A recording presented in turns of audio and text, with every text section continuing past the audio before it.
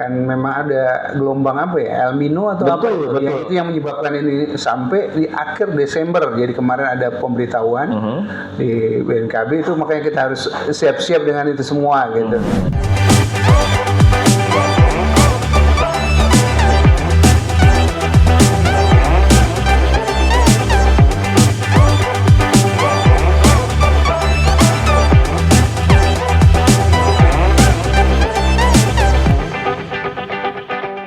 RCL 95,7 kami ada bersama Anda. Sahabat RCL, kesempatan siang hari ini saya Aska Perdana bersama tim tengah berada di Kecamatan Waluran, tepatnya di Puskesmas Waluran, dan saat ini juga sudah bersama kami ada Bapak Kepala Puskesmas Waluran, Bapak Dr. Haji Alex Kusuma. Selamat siang Bapak. Waduh, luar biasa ini bisa ketemu dengan Pak Kapus. Di tengah kesibukannya nih sahabat RCL Pak Kapus nih gitu ya. Pak Kapus, ini izin kita datang kemari ingin ngobrol-ngobrol dengan Bapak, terutama dengan kaitan-kaitan isu-isu kesehatan yang hari ini menjadi isu nasional dan juga menjadi hal yang sangat primer bagi masyarakat berkaitan dengan kesehatan gitu Pak. Pak, mungkin yang pertama pengen saya tanyain, Kecamatan Waluran, apa sih Pak yang biasanya menjadi penyakit atau juga mungkin penyakit apa yang umumnya dan juga dikeluhkan oleh masyarakat di Kecamatan Waluran? Kalau untuk saat ini mereka itu keluhannya yang paling sering itu panas, batuk, pilek. Kenapa? Dengan cuaca sekarang panas gitunya, panas banget sekarangnya. Mereka pasti ini yang pertama dilakukan siang hari itu pasti selalu minum air dingin. Jadi itu menyebabkan itu daya tubuh mereka juga akan kurang. Kenapa kurang? Ya itu mungkin ada beberapa kegiatan, dan kegiatan mereka sekarang yang lagi booming sekarang itu adalah itu, yang mereka ada beberapa orang yang ke lubang gitunya. Betul. Jadi itu kegiatan yang ini. Jadi alhamdulillah lah, tapi masih bisa kita tangani untuk saat ini ya. Terus kalau penyakit-penyakit yang ini adalah penyakit lambung biasanya ya. Nah, itu yang paling sering yang terjadi di kami. Darah tinggi, penyakit gula juga itu masih mendominasi. Untuk lansia juga pasti kita banyak juga yang pasien lansia. Dan alhamdulillah mereka bisa datang ke sini dengan biaya ya, kita biaya sesuai dengan BPJS aja, dengan sesuai dengan Perda aja. Betul.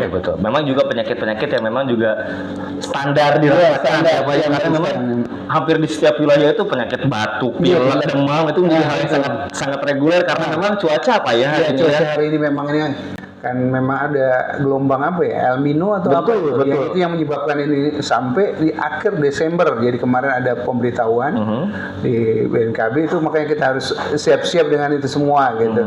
Ya kita akan nanti melakukan penyuluhan melalui kami tim semuanya, atau Promkes, ada promosi kesehatan, itu mereka akan menyampaikan.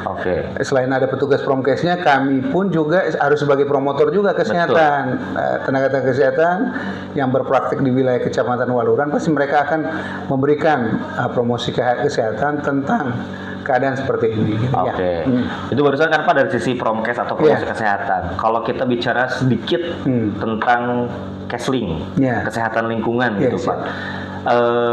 Seperti apa sih Pak peta geografis lingkungan yang ada di Kecamatan Waluran sendiri, dan usaha apa yang sudah dilakukan oleh rekan-rekan dari bidang Kesling sendiri Pak? Untuk ini kemarau ini atau mungkin untuk hari ini Pak, yang terjadi hari ini? Saat ini kan mereka pasti mengecek gitu ke tempat-tempat. Pertama dengan kondisi panas gitu, berarti di tempat-tempat usahanya, DTP tempat usaha itu kan banyak, biasanya banyak lalat, banyak, terus kebersihan yang penjual kan gitu ya, karena kemarau gini, jadi mereka pasti menggunakan air itu kan untuk apa, mencuci piring pun pasti benar-benar gitu ya. Kita harus mengajarkan bahwa ini bisa dipakai cuma 2 kali atau berapa, airnya harus digunakan kembali, nanti harus ditukar kembali.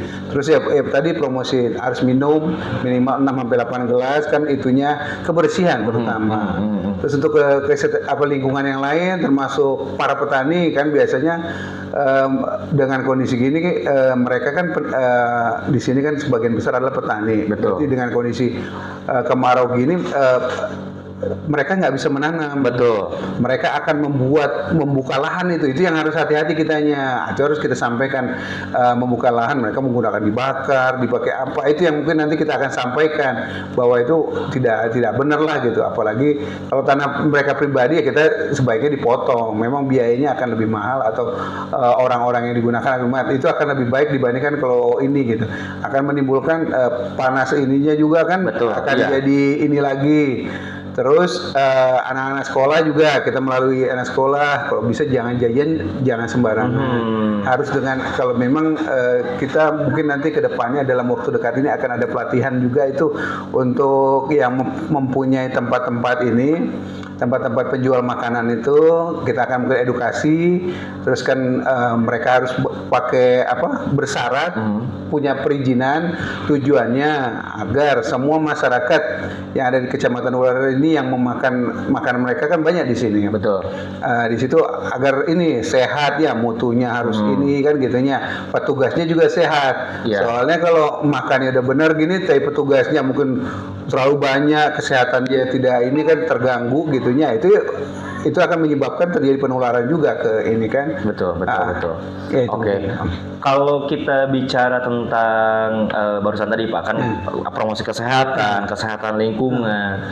Ini kan Kabupaten Sukabumi di tahun 2022 kemarin baru saja mendapatkan Wistara kedua dengan 5 pilar STBM yang sudah tercapai, yang salah satunya adalah ODF atau buang air besar sembarangan. Apakah memang juga di Kecamatan Walaran memang sudah tidak ada lagi ODF, Pak?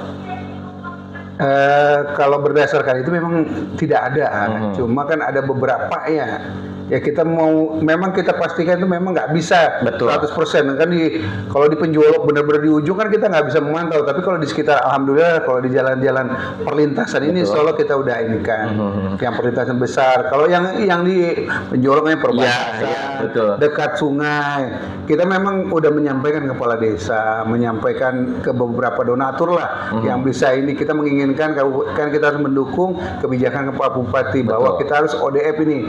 Bagaimana salah satu caranya? Mungkin ada program dari pemerintah ada, tapi nggak akan cukup dengan masyarakat segini gini ya. Untuk Kecamatan Walaran itu dengan penduduk sekitar 29.000 dengan kakaknya 10.000 ke atasnya, nggak tahu angka pastinya 10.000-nya kan. Nah itu beda 10.000 kan. Kalau dalam waktu dekat kita mau di ini kan, kita cuma mendata dengan beberapa ini teknik mereka. Mereka yang nggak punya kemampuan silahkan digabungkan. Mungkin ada digabungkan itu dalam artian ada 4 rumah bisa ini. Jadi teknik-tekniknya itu yang melalui forum group discussion ya. Kemarin kita ada ini. Jadi mereka ketika ini kita ajarkan jangan atau di musola atau di masjid gitu ya. Jadi tekniknya bahwa masyarakat kan rata-rata sampai mayoritas 99,9% pasti beragama Islam. Jadi yang diutamakan dulu di masjid, kan kita banyak sholat apa di situ pasti anak ini kalau bisa jangan cuma satu, ada 2 gitu untuk perempuan laki-laki. Jadi dengan seperti itu mereka bisa menggunakan itu, minimal dikasih ajar melalui pertemuan rutinan, pengajian rutinan kan bisa kita masuk melalui apa aja untuk promosi, bisa dengan hari Jumat ibu-ibu. Jadi teknik kita ya usahakan bahwa informasi ini udah sampai dulu. Untuk merubah seseorang untuk berubah menjadi lebih baik itu agak susah. Jadi kita bertahan aja, Bu, kalau bisa ini ada di masjid. Kalau ini kita usahakan mungkin ini ada di RT kan isinya 50 kakak itunya biasanya ya minimal di situ berapa yang ini atau 4 orang sekitar 16 atau berapa ya usahakan. Itu gimana cara ininya. Kalau pemerintah mampu berapa, kita cari donatur yang ada di tempat. Tujuannya untuk ini atau melalui instansi siapa yang mau jadi orang tua asuh dari masyarakat ini. Kan banyak juga orang-orang yang mampu punya kios, punya apa sok atau Pak. Oh, mungkin toko bangunan saya mampu berapa ya kasih aja. Nanti masyarakat. Jadi itu namanya swadaya masyarakat untuk tenaganya, tapi untuk bahan-bahannya kita usahakan. Jadi program-program di puskesmas juga ini juga. Terus yang kemarin juga karena kemarau kita kita melalui Pamsimas itu ada juga itu di beberapa desanya, desa Caringin, desa Mekar Mukti ada di mana Mangunjaya kemarin itu ada bantuan dari Dinas Kesehatan. Oke.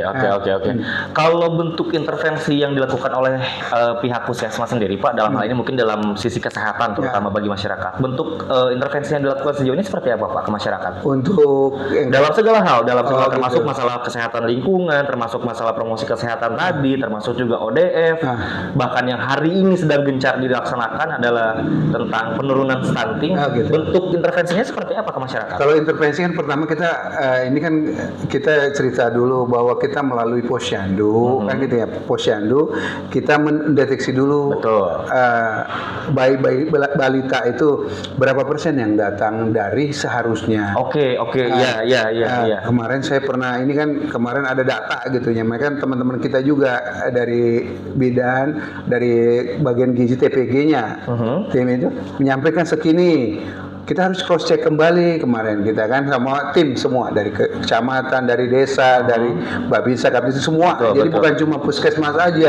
Untuk stunting ini adalah program nasional. Kita sampaikan. Kenapa? Kalau nggak nanti pasti dibalikkan semuanya itu tanggung jawab puskesmas. Betul. Bahwa ini kan masyarakat, ini kecamatan sama desa. Terus program yang lain ada Kampung KB, di situ ada dalduknya, ininya. Dari TNI Polri pasti ada ininya. Mereka punya kegiatan juga yang sama dengan penyuluh pertanian juga dengan KUA, dengan pendidikan. Begitu kenapa? Itu karena proses semua itu kita bekerja sama. Ini ada masalah lu, gimana caranya? Ya udah kita tupoksi masing-masing. Karena kita kesehatan kami akan menentukan ininya Pak jumlahnya. Apakah data yang udah disampaikan kita validasi kembali, verifikasi kembali. Apakah ini benar? Kemarin ada yang bilang 99, ini ada apa? Ini kenapa datanya berubah-ubah? Ketika kita cek di sana bukan berubah Pak. Jadi bahasanya ini pasien bayi itu sekitar 80%, 80 orang yang di satu posyandu tiba-tiba datang tuh 40 orang. Berarti setengahnya dari itu. Jadi bukan total semuanya. Iya. Jadi ketika ini kita periksa dari sini kita cek berapa orang? 10 orang, 10 orang. Kita bilang 10 di posyandu. Tiba-tiba yang pas validasi yang kemarin berikutnya itu naik beronjak. Kenapa dok? Ini di sini posyandu cuma 10. Kenapa ini naik di 20? Gitu. Padahal yang 40 lagi kan udah dikirim semua. Betul. Ayo sok atau validasi ini kemana? Apakah orangnya ini apa digebrak semua di desa apa segala? Kok naik jadi 20? Betul. Tapi apakah benar atau enggak? Dengan penyakit atau tidak? Betul. Kalau dengan penyakit kita arahkan, kita bisa lakukan nggak intervensi di puskesmas. Kalau di puskesmas kita nggak bisa lakukan, kita akan rujuk ke rumah sakit. Kita udah kolaborasi dengan mereka sama dokter Dani kan gitu. Dia sampaikan saya di poli ini, ketika kamu nggak mampu di situ silahkan kabari kami, katanya dia bilang rujuk ke sana. Jadi kita akan bisa melihat, dia bilang. Kita membantu soalnya kalau ketika mereka udah stunting itu sekitar 30-40% bisa balik kembali normal. Karena efek dari stunting itu bisa kemana-mana gitunya, mulai dari kecerdasan mental, bisa dia nanti lebih jahat dari apa, pendidikannya pasti akan ini gitu. Masalahnya banyak sekali, mulai dari IQ-nya, mulai dari kesehatan pasti sakit-sakit terusan, ada banyak lah nanti yang mengakibatkan kalau dia dalam posisi stunting. Makanya harus diintervensi dengan cepat agar ya mudah-mudahan kita cuma berusaha tapi Allah yang nentukan. Jadi bisa berubah ke arah lebih baik. Terus nanti dibantu lagi dengan ini kalau di rumah sakit mungkin dengan psikolog. Di situ penyebabnya apa? Kalau ekonomi ya kita bisa bantu, bisa kita arahkan atau apa gitulah yang jangan cuma membeli aja. Mungkin dengan kita mengajarkan, kita mengasih di situ butuh makanan sayur, buah, ikan gitunya, telur. Berarti harus ada kandang ayam telurnya. Jadi langsung kalau ikan suruh aja tanam taruh ember besar di atasnya bisa taruh sayur, jadi pakai hidroponik gitu. Jadi dengan kayak gitu kita kasih sok silahkan gitunya. Kalau mau dibuat banyak, jadi kamu bisa menguntungkan sebagian uang dari hasil itu kamu bisa jual. Yang ini bisa untuk anak kamu. Jangan semuanya kamu jual lagi anak kamu makan yang lain. Jangan. Betul. Terus penyuluhannya terus-terusan dengan pola makan yang sekarang tuh kurang bagusnya itu ada pengawet sama ini. Makan ini yang itu makanya kita itu kolaborasi dengan beberapa ini gitu. Alhamdulillah di kecamatan kita kan gitu. Kita udah sampaikan sama Pak Camat, ya Pak Camat mendukung. Ada dengan teknik kemarin kita mengumpulkan per karyawan itu per hari 500 perak. Ada itunya. Jadi karyawan kami ada 50 sekitar 25.000 ada dapat ini dihitung-hitung kalau per orang itu sekitar 15.000 per bulan. Ya malu mereka aja kita bilang bagaimana ini stunting gitu. Stunting ada dari pemerintah, ada dari apa. Cuma sekarang stimulasi mereka untuk bergerak ke posyandu gimana. Kan malu biasanya ada stigma kalau dia bilang stunting ini. Padahal kita di situ kita luruskan mulai dari promosinya, sosialisasi, pengetahuan mereka harus ditingkatkan. Dengan mereka ngerti berarti nanti makanan apa ya, kalau makan jajanan dikurangi. Kalau bisa dihilangkan ya alhamdulillah, tapi kalau ini dikurangin dulu baru nanti sampai dihilangkan. Kalau pengetahuan orang tuanya bisa ya insya Allah pasti bisa ini. Isu stunting hari ini memang jadi isu yang sangat gencar di nasional, terutama di Kabupaten Sukabumi, di mana juga Pak Wakil Bupati selaku Ketua TPPS Kabupaten Sukabumi juga sudah mengeluarkan program di mana 2024 itu adalah New Zero Stunting untuk Kabupaten Sukabumi, tapi mungkin dengan target 14% di Kabupaten Sukabumi ya Pak ya. Sekarang 20-an. Sekarang sekitar 20%-an Pak. Di Kecamatan Waluran seperti apa Pak data stunting di Kecamatan Waluran sendiri sampai dengan terbaru ini Pak? Terbaru ini sekarang jumlahnya 143. Dari total jumlah anak-anak itu 2.130-an. Kecil sebetulnya Pak ya, tidak sampai di bawah 10%. Betul. Gitu. Jadi kita bilang gini, kita berusaha jadi penanggung jawab itu dengan kesehatan, makanya kita bilang kader bisa. Yang penting hasil semua intervensi itu harus disampaikan. Jadi melalui rapat koordinasi kita akan sampaikan ini stunting loh, nggak akan bisa perubahan itu seperti orang gizi buruk. Kalau gizi buruk dengan pola makan dia bisa ini jadi bisa berat gitu. Sedangkan stunting itu yang dinilai adalah tinggi badan. Tinggi badan itu nggak akan berubah tanpa distimulasi ini, tanpa dia bergerak, tanpa dia ini, pokoknya ini semua harus bergerak. Jadi makan harus, karena itu bisa untuk ininya perkembangan otak, berarti motoriknya, apanya, sensoriknya harus dia dirangsang. Bagaimana caranya ya? Mungkin kita ya ketika ada pertemuan mereka harus diinikan gitu. Jadi ada permainan-permainan khusus. Jadi dengan itu anak usia berapa dia kita sesuaikan dengan ininya usianya. Kan gitu. Kalau dia di bawah 5 tahun ya coba dia masuk PAUD bisa nggak? Ada kan ini kan pendidikan yang usia dini, jadi dirangsang dengan ini namanya ada SDTK. Jadi tumbuh kembang dia harus dicek. Bisa melalui kita nanti di puskesmas ada programmernya, dengan kayak gitu mereka akan terpantau minimal sebulan sekali kita bisa pantau. Ketika dia ada ini, jadi mereka seperti dikasih buku atau dikasih pamflet atau mungkin ada grup khususnya untuk stunting. Jadi ada informasi, kita cukup satu aja mereka yang tidak menggunakan, yang dia nggak punya ini Android, berarti kita berusaha berapa orang yang nggak punya Android kita kita pemberitahuannya melalui bidan desa kan, pembina desa, jadi gitunya. Dari 2000 berapa anak Pak? 2.130-an. 2.130 anak yang hari ini dinyatakan stunting sebanyak 143. Dari hampir 143 orang rata-rata itu stunting, latar belakangnya apa Pak? Kenapa bisa stunting? Penyebabnya biasanya itu satu, ada beberapa yang karena memang ekonomi. Yang kemarin waktu itu pas COVID kemarin, jadi pendapatan mereka gitunya. Terus kemudian ada lagi pola asuh. Orang tuanya kerjanya di luar, bisa ke luar negeri, bisa di kota gitu. Dua-duanya, bukan cuma satu.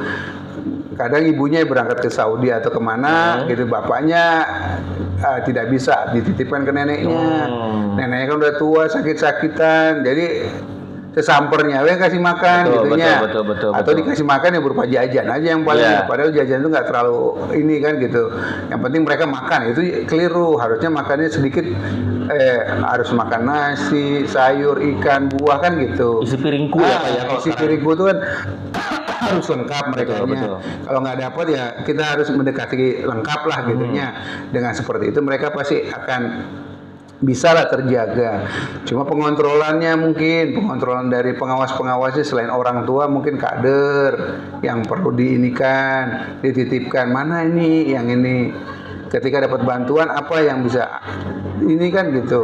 Ada beberapa bantuan yang nggak bisa, kadang dikasih ke anaknya, dimakan ke orang tuanya. Ada beberapa itunya. Jadi itu yang kita ini kan bagaimana siasatinya ya. Kita harus lihat ketika kita kasih makan itu kita suruh makan di tempat. Ada apanya? Ada inovasi-inovasi tujuannya kenapa gitu. Kita menginginkan anak itu terjadi perubahan. Jangan nanti tetap aja segitu karena dapat bantuan pengen bantuan terus-terusan. Padahal keinginan kita terjadi perubahan dalam berapa bulan, 3 bulan kita kasih bantuan, ada terjadi perubahan atau tidak. Kalau tidak terjadi perubahan, kenapa nih masalahnya? Betul. Apakah ada penyakit penyerta kan? Maksudnya ketika pemeriksaan yang kita udah periksa itu harusnya udah bisa ketahuan nih, oh karena paru-paru basah, di paru, ini karena dia namanya cerebral palsy, ada itu, ada yang penyakit jantung, itu kita berarti intervensinya ke rumah sakit. Betul. Ada penyakit itu kita cek dulu, gitunya, atau kita obatin dulu. Kalau penyakit jantung, ada penyakit yang nggak bisa di ini kita arahkan ke rumah sakit. Bisa. Dari 143 anak Pak, kan memang juga ada program di mana program itu adalah orang tua asuh, di mana setiap ASN di wilayah itu berkewajiban dan juga memiliki tanggung jawab untuk menjadi orang tua asuh dari anak-anak yang stunting itu. Di Kecamatan Waluran sendiri sudah berjalan, Pak? Alhamdulillah, itu tadi triknya kita ya melalui ini aja. Jadi kemarin kita dengan Pak Camat, dengan yang ini Porkomcim ini program kitamnya itu yang kemarin tekniknya ada. Jadi per instansi bukan per ASN. Bukan per ASN. Soalnya kalau di ASN itu ada beberapa yang kita tidak bisa ini kan. Ada yang mau membantu, ada yang tidak. Kalau per instansi kan nanti kan kita mau lihat apa yang kita mau berikan, apa ini. Mungkin dengan metode kemarin sama Pak Camat sama ini yang pakai 500, kalau kami sekitar 15.000, total dengan ASN sekitar 20-an, itu bisa sekitar 300.000 per bulan. Nah, itu bisa kita intervensi nggak bisa ini, kita ini sistemnya per bulan itu per bulan kedua kita pertemuan, minggu kedua pertemuan, minggu ketiganya kita langsung terjun. Betul. Tapi orang mana yang ini yang perlu dibantu per desa. Betul. Jadi dengan seperti itu per desa itu bisa kita ketahuan, oh ini nanti kita per bulan tolong Bu Bidan sampaikan lagi, nanti kita bisa ini pertemuan berikutnya. Jadi ada selain intervensi seperti apa, jadi ada monitoring evaluasinya gitu. Oke. Ya, mudah. Berarti untuk saat ini peran lintas sektor sudah berjalan dengan cukup baik Pak sejauh ini Pak di Kecamatan Waluran Pak ya. Jadi sesuai dengan tupoksi masing-masing, seperti kalau pertanian yaitu berupa bibit-bibit yang kemarin kita kembangkan itu tanaman kelor. Betul. Itu bibitnya dulu ini kita sediakan ya, nanti terus kita udah sampaikan ke Pak Camat, ke kepala desa juga. Berarti untuk yang pasien stunting, yang gizi buruk, gizi itu keluarga itu harus diprioritaskan. Jadi untuk perbaikan rumahnya, kan kemarin kita juga ada ke beberapa desa tuh ada yang rumahnya kumuh, apakah dengan rumah kumuh ini yang menyebabkan dia gini, berarti kan harus ada program rutilahunya. Itu kan di per desa masing-masing kan ada. Ya, jadi dengan seperti itu kita bisa, Pak tolong ini nama-nama ini diprioritaskan. Dapat bantuan, dapat yang tadinya nggak dapat bantuan nanti akan dapat bantuan di situ. Jadi kita berusaha lah di sini, alhamdulillah lintas sektornya bagus. Jadi mulai dari ini TKSK, pokoknya dari dinas sosial juga ada, nanti dari Dukcapil melalui ada namanya kasih pelayanan publik di situ yang bisa mempermudah lah untuk database mereka gitu. Ketika mereka tidak terdata KTP KK sama ininya gitu untuk pengurusan BPJS atau apa, nanti kita bisa inikan, diusahakan memang itu, makanya dilibatkan di beberapa sektor gitunya di desa. Ayo buat surat keterangan tidak mampu, memberita acara, mereka menyatakan, nanti dari kecamatan jadi tugasnya masing-masing. Kita kesehatan memberikan rekomendasi, kalau dia dengan penyakit penyerta kita akan sampaikan. Jadi tugas-tugas masing-masing udah berjalan kewajiban sih Betul, sebenarnya. betul, Jadi betul. ya alhamdulillah kalau yang di KUA itu melalui nikah. Jadi Iya, bahkan Nikahnya. untuk pranikah sendiri pun sebelum menikah pun sebetulnya sudah ada yang mengelola, yaitu ada KUA ya Pak ya. Iya, KUA. Terus kami kerja sama juga dengan Dalduk itu kan, KBPP itu juga Iya. sama. Di sana kemarin kita minta ke Pak Ajat sana, tolong hadirkan kami ketika pranikah. Mhm. Ya, ada jadwal tuh setiap hari Rebu kalau nggak salah di sana. Ada orang yang nikah nggak pas hari Rebu gitunya. Kami akan datang kita atau orang yang mau nikah gitu. Nanti di situ pranikah itu nanti kita akan masuk. Oke. Di situ jadi dengan beberapa tujuannya. Terus kalau di pendidikan kami juga ada melalui remaja putri di beberapa SMP, SMA itu kita masuk. Di situ memberikan penyuluhan sekaligus dengan pemberian tablet tambah darah. Di situ kan itu penyebabnya kan biasanya anemia. Jadi anemia juga kan kebanyakan juga ibu hamil dengan anemia juga. Betul. Itu salah satu faktor yang menyebabkan dia stunting. Jadi itu yang makanya, jadi nggak bisa stunting itu diobatin pas ketika dia udah jadi anak. Tapi Betul. bagaimana pencetusnya? Ya tadi dari pernikahan teh Betul. kita mulai dari SMP, SMA. Kenapa SMP? Harusnya SMA dong. Kadang ada yang putus sekolah. Betul. Ada kadang pun SD pun ada gitu. Cuma kalau di SD kita jarang nih. Mungkin nanti pasti ada pemeriksaan di UKS itu kita sampaikan. Betul. Ada beberapa ini gitu. Kita cek ada. Kemarin kita lakukan juga pemeriksaan HB untuk anak SMP, SMA. Itu salah satu trik untuk pencegahan stunting teh apa? Betul. Berarti hari ini apakah stunting masuk ke dalam program prioritas dari Puskesmas Kecamatan Waluran, Pak? Iya, kita jadikan ini prioritas gini ya. Apalagi untuk pencegahan sebenarnya. Betul. Termasuk ada kan di kita juga ada di DAK non fisik juga kan ada itu untuk pemberian makanan tambahan. Betul. Biasanya untuk yang gizi kurang. Betul. Makanya kalau stunting itu saya lihat kenapa dananya bukan dana untuk stunting. Stunting itu udah itu mah 30. Kita mau mencegah ini. Jadi yang itu bayi gizi kurang, Betul. bayi yang tidak berat badannya tidak naik-naik, nah, itu yang ini yang bisa kita cegah gitu. Jangan sampai terjadi stunting. Kalau stunting itu nanti ya kita melalui itu kita sampaikan ada di ini kerjasama dengan gizinya programmer gizi, dia akan memberikan makanan tambahan, ada mineral mix gitunya. Kalau itu yang tidak naik, ada nanti kalau dia mendekati ini dikasih ada makanan tambahan F75, F100. Jadi untuk menambah dia, terus cara makan dikasih susu. Biasanya kalau saya suka sih yang continue gitu. Betul. Sesuai kemampuan mereka. Betul. Seharusnya kan kalau dia stunting itu harus dikasih Pediasure tuh harganya 400.000. Itu terlalu berlebihan. Betul. Saya bilang pakai SGM aja, bukan saya menyebutkan sesuatu. Betul. Formula aja yang bisa harganya 13.000 atau berapa yang semampu mereka gitu. Kalau mau dibantu apakah negara atau instansi memberikan terus-menerus selama berapa ini itu agak berat. Tapi sesuai kemampuan mereka. Itu dicampur lagi nanti dengan mentega gitunya, dicampur dengan ada minyak